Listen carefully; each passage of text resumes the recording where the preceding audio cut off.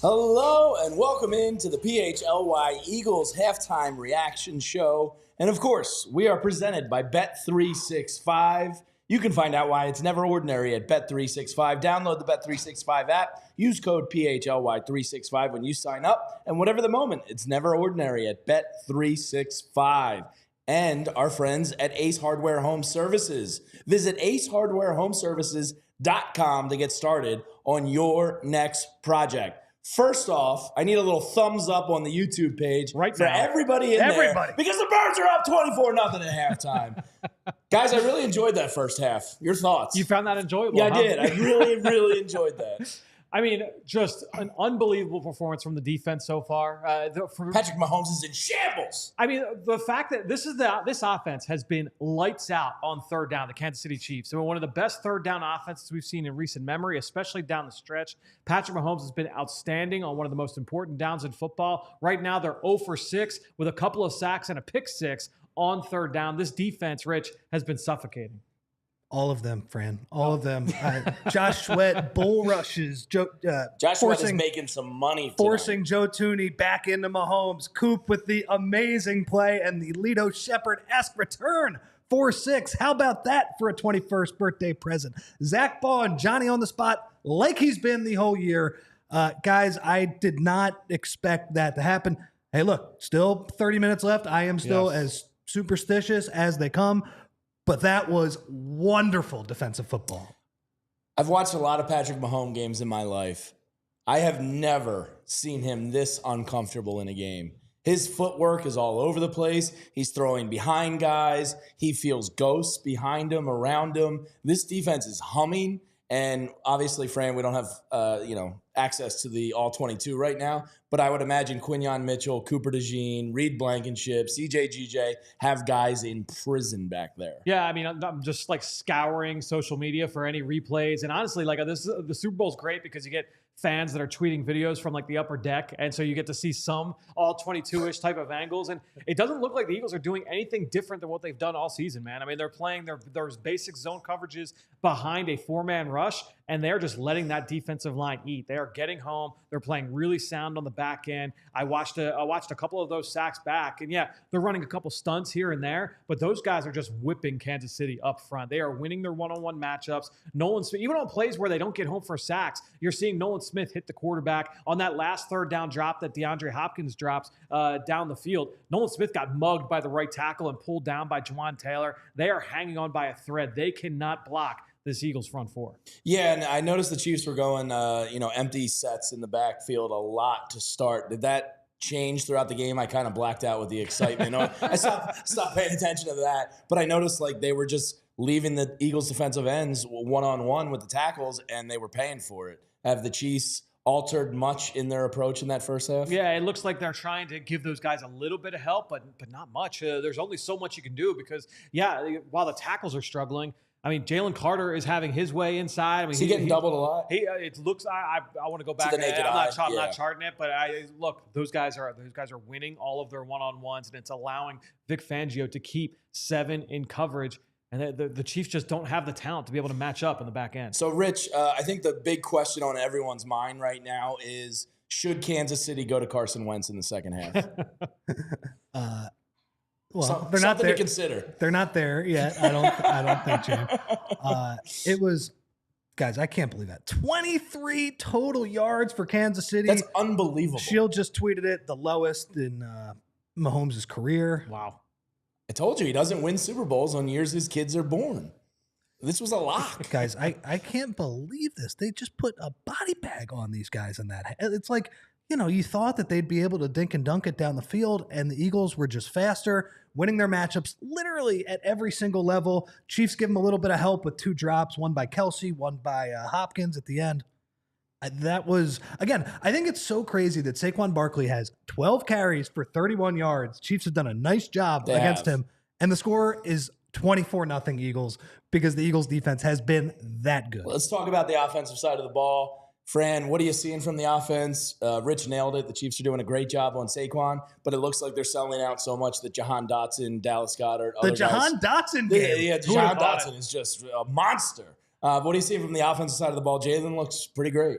Yeah, I mean, look, basically it's the formula we saw last week against Washington, or 2 weeks ago against Washington, where if they are going to sell out against the run, if they are going to load the box, Jalen Hurts is going to take advantage of those one-on-ones on the outside. We've seen it go to Jahan Dotson on one-on-one matchups. We've seen him go to A.J. Brown on a number of back shoulder fades, including that bogus PI call on the opening drive. But he is willing to take advantage of those one-on-ones in the offense, the pass game. They are doing enough, but obviously all the flowers go to the defense with what they've done so far. Guys, I tweeted out just before we went live. To me, like the first half of this game, this is like you're watching like Planet Earth, something on Animal Planet, where the alligator pulls the prey under the water. Second half is taking it over to the deep end and taking it to drown, right? Like that's what this second half you got a has David to be about. Attenborough in the bag? No, I'm not doing the bow. I'm not doing that. But I think when you take a look at what this second half should be about, it's about making sure that you continue to keep pedal to the metal defensively. You want to stay on the aggressive. Don't get passive and not prevent defense. Keep doing exactly what you're doing defensively. And then offensively, you're just trying to suck the air out of this game. It's got to be more ball control. Saquon Barkley, get that run game going.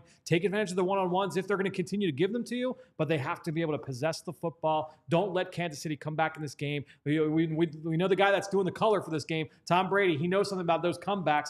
Patrick Mahomes is capable of the same thing. You don't want to let Kansas City, who has the ball to start the half, back into this football game. And Rich, right before half there, I thought you nailed it. You were on it right away. 3rd and 11 for the Chiefs. Eagles 2 timeouts left. Should have been a timeout there. To the point of like keep your pedal, your foot on the gas here, pedal to the metal.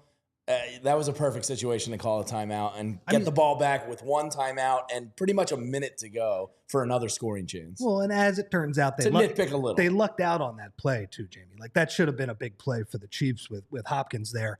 But yeah, I just thought maybe take the timeout there just because you're playing so well defensively, right? You got him in 3rd and 11. It is a nitpick. But yeah, I think Fran put it exactly right. Pedal to the metal. Like nothing changes. Seriously. You're playing the devil. Nothing changes. Stab him in the heart. You have to run through the tape against this team, against this guy. Same thing with Brady beforehand. Like you just have to keep going. That was unbelievable. But you got to keep it up. Andy Reid's going to make adjustments in the second half. Last game, he made adjustments in the second half when they played in the Super Bowl. Like you got to be ready for some curveballs, but keep it going. I will say one thing, Fran. It does seem like they are getting a lot of those one-on-one matchups on the outside. It's on Jalen's pick too. I honestly didn't even think it was like the one-on-one was there. It's just that the blitz up the middle just got there and it hit him and it wasn't a good throw. But we've seen AJ multiple times. There was a time when AJ comes back and he's arguing with Sirianni a little bit, but we've also seen AJ make plays and get called for pass interferences. It seems like those one-on-ones on the outside are generally there for the Eagles. Yeah, that's the green light for Jalen Hurts. And what you want, you want to take advantage of those opportunities more often than not. And I think that they're showing the willingness. Again, Jalen's got that green light to throw that up to AJ if he's got that one-on-one, and that's something I would expect to continue here as we get into the second half. I can't imagine that, because it's been a mixed bag of success for the Eagles. I don't think that Andy's all of a sudden going to say, all right, we got to put a safety over the top of that, because you still want to continue to stop Saquon Barkley. You know the Eagles are going to come out trying to run the ball. So more than anything, the Chiefs have to continue trying to sell out and stop the run in this second half. Yeah, a couple halftime super chats I want to get to. Love the halftime super chats. Aaron D said, love you guys. Go Birds. Love you back, Aaron D. And Josh H says, this game is still too close for comfort. I feel that. I'm not even. My buddy's watching Mike Pascione in Oregon. He super chats us sometimes. He's watching with his father out in Oregon, and his dad, is in his 80s. And he said, there's still a lot of game left. Yeah. And I think every dad and grandfather out there and grandma. That's such a Philadelphia old guy thing. A lot of football left. That's the cousin of need 6 here. And, in my head, I said need 6 here about 3 times in that first half. You can't argue with it. Yeah. Look, to give our viewers a little bit of a peek behind the curtain, I'm watching the game in a separate spot. Yeah. I'm watching like in the studio. I can't leave that spot. I mean, you guys are having a great time in our living room over here. Yeah. But I'm going to stay exactly what I did in the first half and see if we can keep the good vibes rolling. And big shout out to Julia's fiance Dwayne, who cooked up a feast for us. Ridiculous. Some great tacos, wings, pizza, dips, all sorts of good stuff. You spoke about the adjustments.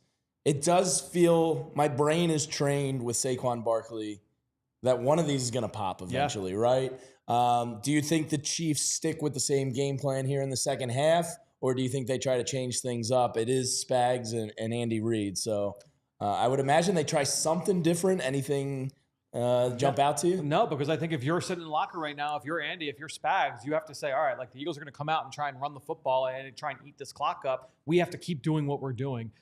We know that it hasn't been perfect against the pass outside the numbers, but I think they still have to keep a lid on Saquon Barkley. Right now, they're doing a great job. 12 carries for 31 yards. That's just over 2.5 yards a carry. That's a huge win for the Chiefs and Spagnuolo so far in this game. The offensive line, especially the interior, has struggled to block the interior of the Kansas City Chiefs. My guess is that will continue here from a schematic standpoint. Can the Eagles burn them on one play and all of a sudden you get that 60-yarder that we've come to expect with number 26? I think that's something we know that we can expect. And we go back to the first half of the season. Saquon Barkley in this run game, it just felt like when you got to that late third quarter or early fourth quarter, that's when those big runs started to happen. Fran, what have you thought of Jalen and the passing game so far? It's been a little bit mixed bag.